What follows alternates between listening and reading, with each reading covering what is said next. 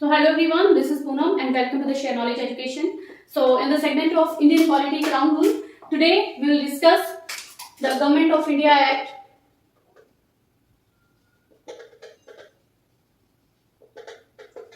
of 1919, right? It is also known as the Montagu-Chelmsford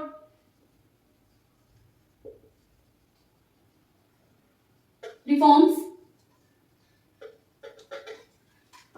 Why this is known as Montagu-Chelmsford reforms?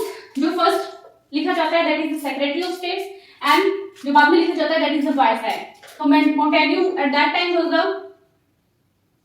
Secretary of State and the Chelmsford was the Viceroy. Chelmsford was the Viceroy at that time and Montagu was the Secretary of State. That is why the Government of India Act 1919 is also known as the Montagu-Chelmsford reform. We also have discussed 1909 Government of Indian Council Act. So that was the Minto-Morley, that Morley-Minto reforms. वैसे ही हमारा ये है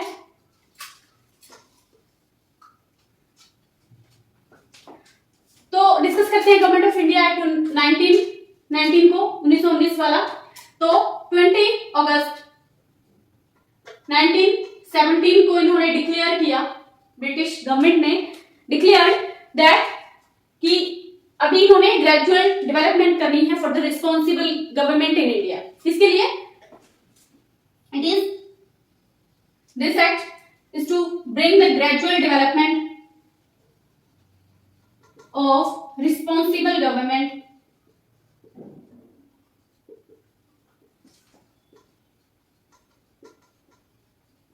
in India. The main theme was this. अब responsible government in India काफी सारे steps किए गए इसमें. तो पहली बात तो हम ये याद रखेंगे government of India act 1919 is also known as Montagu-Chelmsford reform. Montagu at that time was the Secretary of State and that Viceroy was the Chelmsford. इसलिए लाया गया gradual development of responsible government in India. 1921 में came into force, right. तो इस act के कुछ features थे. 1921 में ये फोर्स में आया. 1917 में डिक्लेरेशन की ब्रिटिश गवर्नमेंट ने that they are to bring the gradual development of responsible government in India. India में एक रिस्पॉन्सिबल गवर्नमेंट होनी चाहिए हर एक तरह से, हर एक लेवल पे, सेंटर, प्रोविंशियल या फिर जो कमीशंस थे वो चीजें काफी यहाँ पर लाई गई. तो इसको डिस्कस करते हैं. इसमें 10 फीचर्स हैं.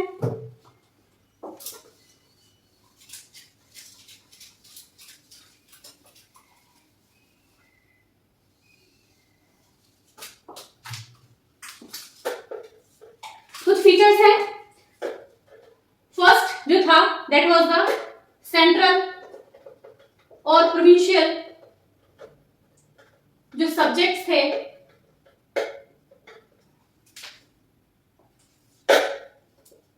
उनकी डिमार्केशन की गई.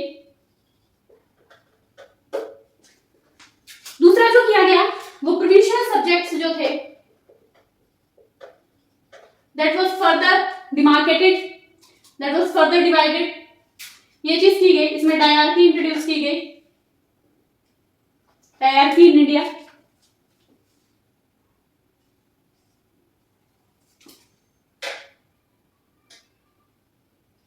ओके, सो डायरकी इंट्रोड्यूस की गई. उसके बाद क्या किया गया? बाइकैमरलिज्म, यानी 2 हाउसेस बनाए गए, right. We will discuss later. उसके बाद जो किया गया दैट वाज द जो वाइसराय की जो एग्जीक्यूटिव काउंसिल थी उसको उसमें इंडियंस को इंक्लूड करने के लिए रिक्वायरमेंट्स रखी गई. कॉम्युनल जो रिप्रेजेंटेशन था दैट वाज एक्सटेंडेड. पहले मुस्लिम्स के लिए था 1909 में मिंटो-मॉर्ले रिफॉर्म में. इसमें फर्दर अदर सेक्शंस के लिए भी किया गया. इसके बाद जो चीज की गई दैट वाज बजट जो था उसकी सेपरेशन की गई फॉर द फर्स्ट टाइम. अभी तक हम बात कर रहे थे बजट में इंडियंस को क्वेश्चंस की रेजोल्यूशन मूव करने के लिए अभी तक काफी प्रावधान किए गए, लेकिन अब बजट सेपरेशन किया गया, क्योंकि जो सेंट्रलाइजेशन पहले काफी ज्यादा थी, अभी प्रोविंशियल यानी कि जो डिसेंट्रलाइजेशन की तरफ जा रहा था, तो यहाँ पर बजट सेपरेट किया गया सेंट्रल और प्रोविंशियल दोनों के लिए, एक ये चीज की गई। Then public service commission introduce किया गया इंडिया में, राइट। इसके साथ साथ स्टैट्यूटरी कमीशन बनाया गया,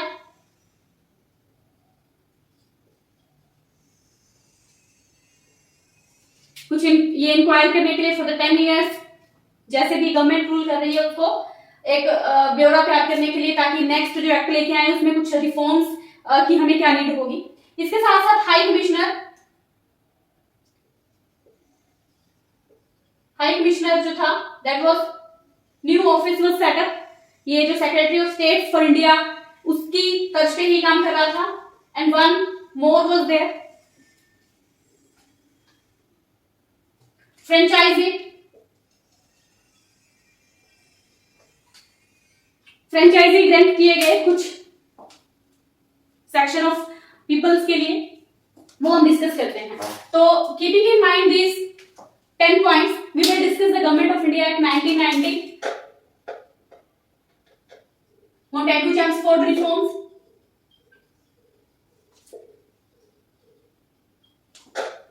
right, we have discussed 1917 में डिक्लेरेशन की गई कि रिस्पॉन्सिबल गवर्नमेंट को इंडिया में लाया जाएगा, साथ में 1921 में ये फोर्स में आया। उसके साथ अभी जो हम बातें कर रहे हैं कि सेंट्रल और प्रोविंशियल सब्जेक्ट्स, इस पे बात की गई कि जो सेंट्रल और प्रोविंशियल सब्जेक्ट्स थी उनको डिमार्केशन किया गया, जैसे आज यूज हो रहा है। फर्स्ट जो पॉइंट है दैट इज डिमार्केशन,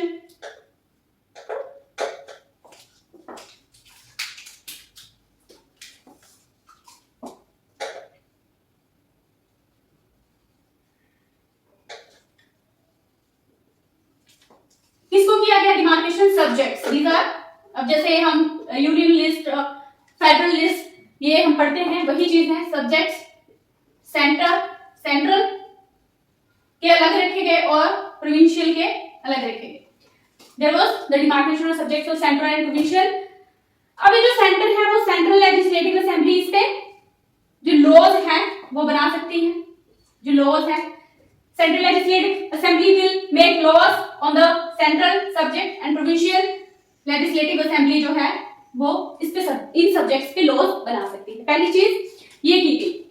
लेकिन अभी हम देखेंगे कि सेंट्रल को अलग से लॉज बनाने के लिए असेंबली जो है उनको प्रावधान किया गया, लेकिन ये नहीं था कि अभी इंडिया जो है वो फेडरलिज्म की तरफ जा रहा है, बट स्टिल द मेन जो थीम था वो फिर भी अभी सेंट्रलाइज ही था, क्योंकि जो main control was with the centre. अभी भी ये यूनिटरी स्ट्रक्चर या सेंट्रल स्ट्रक्चर पे ही ये काम कर रहा था।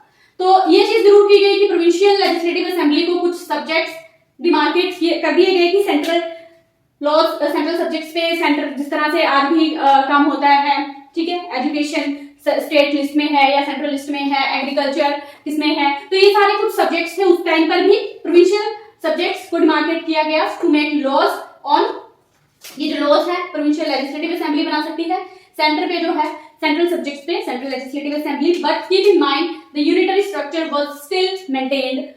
दूसरी जो बात है दैट वाज द प्रोविंशियल जो था वो डिमार्केशन किया गया। प्रोविंशियल गवर्नमेंट, प्रोविंशियल सब्जेक्ट्स की अगर मैं बात करूं, provincial subjects these were further divided into 2 points. First was transferred subjects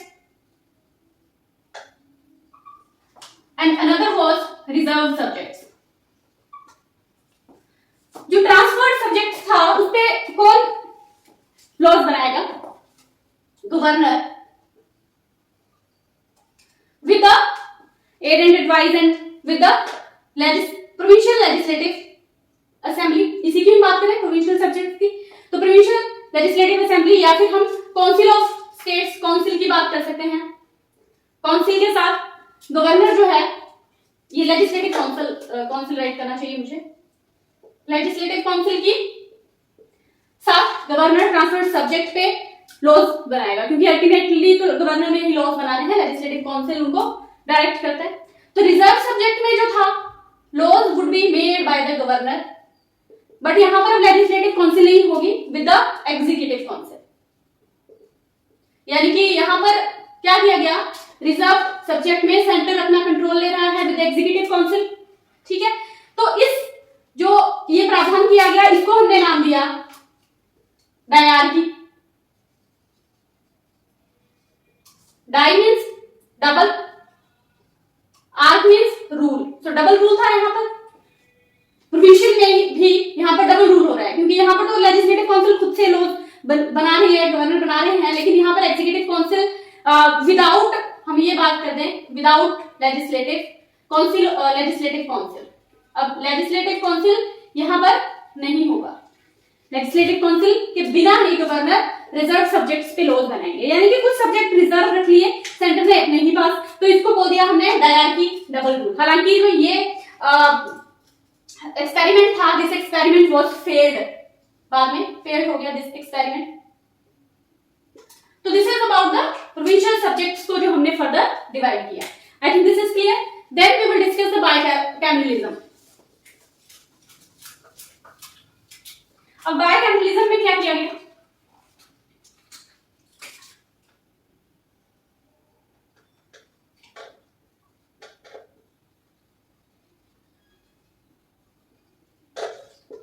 अभी तक हम जब बात कर रहे थे सेंट्रल लेवल पे, there was the central legislative assembly.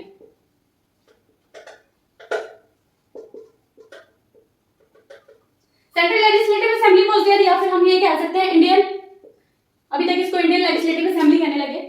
तो बायकैमरलिज्म में क्या हुआ, जैसे हमने प्रोविंशियल सब्जेक्ट अलग किए, डिमार्केशन किया, उस तरह ही अब जो ये इंडियन लेजिस्लेटिव काउंसिल थी that was further divided into two houses.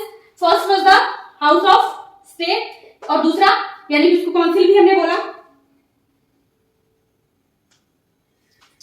Upper house, आज भी ऐसे ही बोलते हैं, वहीं से चीजें चली आ रही हैं।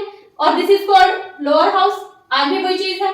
Lower house is called Lok Sabha, upper house is called Rajya Sabha, यानी कि अपर house is called council of state, ऐसे ही बोलते हैं। तो वही चीजें वहीं से चल रही है। Lower house was called legislative assembly.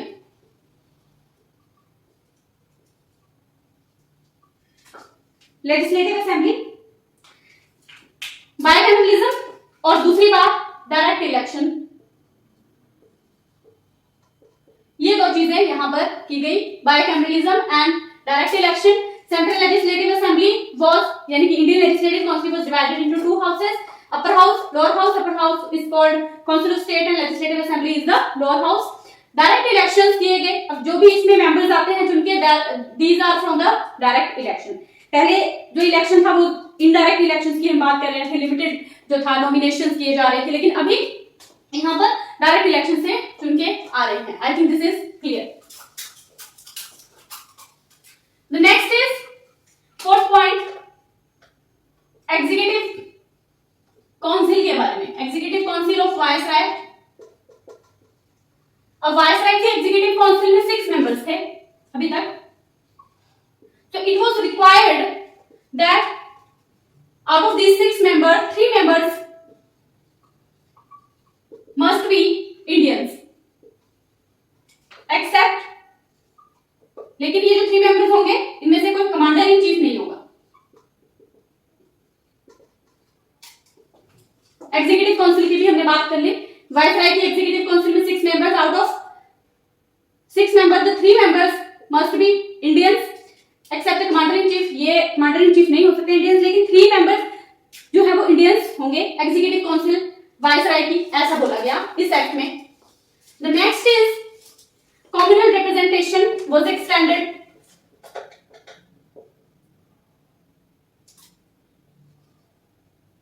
Extension of communal representation in India. Montagu Chelmsford reform में 1909 में कम्युनल रिप्रेजेंटेशन वाज, या फिर हम सेपरेट इलेक्टोरेट बोले, that was only for the Muslims, right. But in 1919 के जो एक्ट में, government of India act 1919, communal representation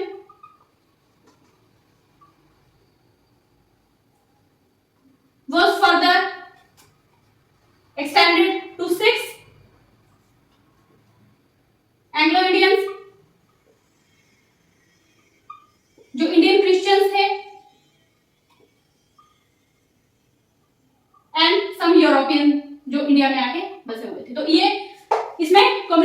representation किया गया, सेपरेट इलेक्टोरेट फॉर दिस। जैसे कि हमने मुस्लिम्स की बात की थी, मुस्लिम representative will be chosen by the Muslim voters. On the same line, Sikh representation by the Sikh voters and all these section of people, communal representation को extend किया गया. It was done, and the next was budget separation. Separation of budget. 6 point discuss कर लेते हैं. Separation of budget. यानी कि अभी तक जो हम बात कर रहे थे कि budget central legislative assembly budget पे क्वेश्चंस पुट अप कर रहे थे, they were moving the resolution, but it was happening in only central legislative assembly. अब बजट को सेंट्रल और प्रोविंशियल अलग से कर दिया गया, सेपरेट कर दिया गया. So for the first time, it is for the first time that the budget for the provincial budget was separated for the first time in the Government of India Act 1919 Montagu-Chelmsford reform में. अब जो provinces में budget है, that was made by the provincial legislative assembly. अब ये पास करेंगे अपना खुद से बजट. तो एक ये चीज की गई. उसके बाद public service commission was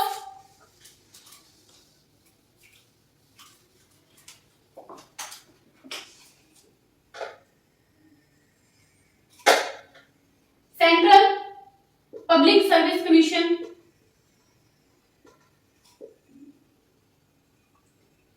This was established in this act in 1926 in India,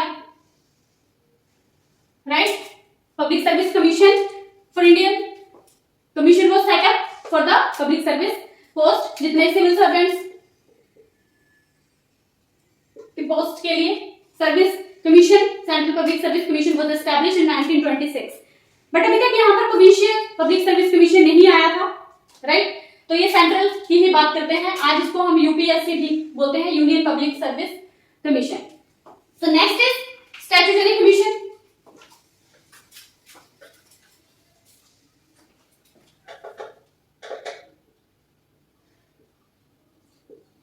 This commission was brought for inquiring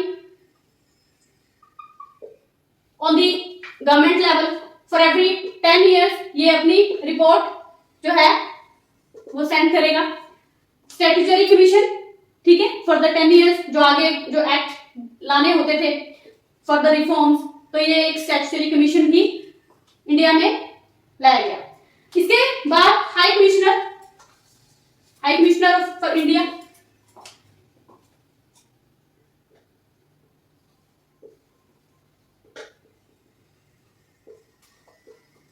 So High Commissioner for India, this new office was established, right? So ये कैसे काम कर रहा था? The office was exactly same as the Secretary of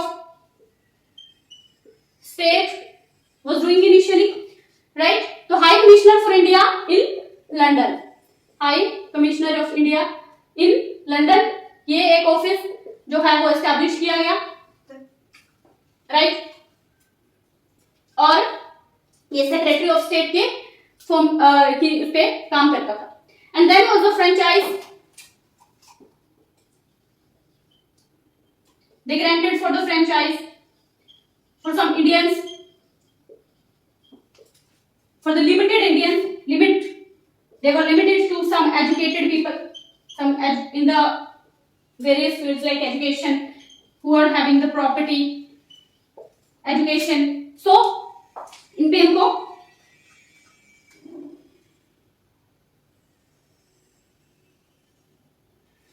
या फिर the tax payers जो tax देते होते थे, they granted the franchise for Indians.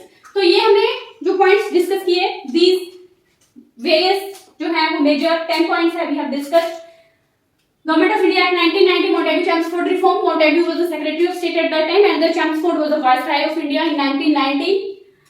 ये एक्ट लाया गया. 1917 में प्रपोजल दिया गया, डिक्लेरेशन की गई that they want to bring the responsible government in India. So 1921 में ये एक्ट जो है वो फोर्स में आया. सबसे पहला काम किया गया demarcation of central and provincial subjects regular जो आज के डेट में स्टेट लिस्ट और यूनियन लिस्ट है, बिल्कुल सेम चीज वही स्टार्टिंग से हो रही थी जो। उसके बाद प्रोविंशियल गवर्नमेंट में डायरार्की को इंट्रोड्यूस किया गया। क्वेश्चन आता है यहाँ से, diarchy was introduced in which act? You must be knowing that 1919 के मोंटेग्यू चेम्सफोर्ड रिफॉर्म में डायरार्की वाज इंट्रोड्यूस्ड, जिसमें कि प्रोविंशियल सब्जेक्ट्स जो थे was further divided into two subjects, that was reserve subjects और ट्रांसफर्ड सब्जेक्ट। ट्रांसफर्ड सब्जेक्ट वो transfer कर दिए गए legislative council of the provinces, but जो रिजर्व रखे गए that was with the executive council, जिसपे कि गवर्नर्स लॉ बनाते थे। तीसरा हमने बाइकैमरलिज्म किया। बाइकैमरलिज्म में जो आज की डेट में जैसे पार्लियामेंट हमारी काम करती है, upper house and lower house, इसमें भी सेम चीज की गई। एंड देन वाइसराय की एग्जीक्यूटिव काउंसिल में क्या चेंज हुआ? वाइसराय की एग्जीक्यूटिव काउंसिल में 6 मेंबर्स ऑलरेडी थे और 3 मेंबर्स को रिक्वायर्ड कर दिया गया टू बी इंडियन। तो इंडियन होने चाहिए 3 मेंबर्स, लेकिन commander in chief must not be. और then communal representation, communal representation को एक्सटेंड किया। फादर ऑफ कम्युनल रिप्रेजेंटेशन हमने पहले ही 1909 के एक्ट में पढ़ा था। Minto, Lord Minto was known as the father of communal representation because he has started that, but इसलिए इसको एक्सटेंड किया गया 1919 में। ये मत सोचना कि उसमें काफी ज्यादा को किया गया, because various sections was introduced in the statutory in this separate electorate communal representation. तो ये मत सोचना कि ये मोंटेग्यू चेम्सफोर्ड होंगे। तो father was the Lord Minto, father of communal representation. लेकिन यहाँ पर एक्ट ऑफ 1919 में मोंटेग्यू चेम्सफोर्ड रिफॉर्म में communal representation was extended to the various section of people, those were Anglo Indians, Europeans, जो Indian Christians थे and Sikh. उसके बाद budget को सेपरेट किया गया। Provincial budget was first separated from the central budget. तो इस पे जो प्रोविंसेस की लेजिस्लेटिव असेंबली थी दे कैन मेक द बजट। उसके बाद public service commission was introduce. Public service commission को एस्टैब्लिश किया गया 1926 में। That was the central public service commission for the selection of the civil servants in India. And then statutory commission was brought up to send the inquiries about the governance in India, that will send its report after every 10 years to British government there in England. And then there is High Commissioner was set up. High Commissioner, a new office was set up in India. High Commissioner for India, a new office was set up in London. तो ये एक चीज की गई जो कि secretary of state की form में वही काम कर रही थी जो अभी सेक्रेटरी ऑफ स्टेट कर रहे थे। And then they grant the franchise for some, कुछ जो बड़े तबके के इंडियंस थे, लाइक कुछ जो एजुकेटेड थे टाइम पे ज्यादा, या फिर जो टैक्स पेयर्स थे या जिनके पास कुछ अमाउंट में ज्यादा प्रॉपर्टी थी। तो ये सारी चीजें इसमें की गई। तो गवर्नमेंट ऑफ इंडिया एक्ट 1919 हम कर चुके हैं। And then we will do the next thing is 1935 का act of government of India act 1935।